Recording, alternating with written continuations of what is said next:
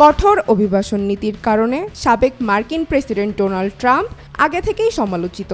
অভিবাসীদের ঢল ঠেকাতে মেক্সিকো সীমান্তে তিনি তুলেছেন বিরাট দেয়াল। আসন্ন নির্বাচনে রিপাবলিকান এই প্রার্থী ইশতেহারের গোড়ার দিকেই রেখেছেন অভিবাসন নীতি।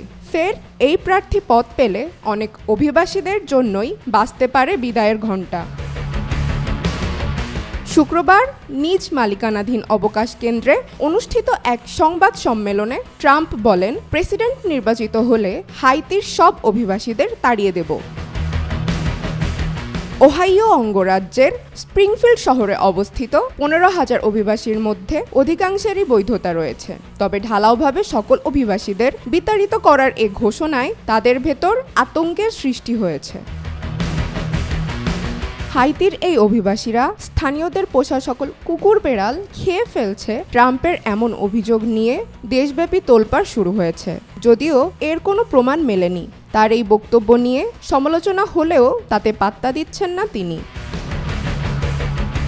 অন্যদিকে অভিবাসীদের প্রতি ট্রাম্পের এই বিদ্বেষমূলক মন্তব্য নিয়ে উদ্বেগ প্রকাশ করেছেন মার্কিন প্রেসিডেন্ট জো বাইডেন। তিনি বলেন, যা হচ্ছে তা মারাত্মক ভুল।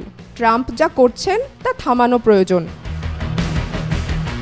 এছাড়া হোয়াইট হাউসের মুখপাত্র ট্রাম্পের করা মন্তব্যের কড়া সমালোচনা করে বলেন, তার এই মন্তব্য অভিবাসীদের নিরাপত্তা ঝুঁকির মুখে ফেলবে।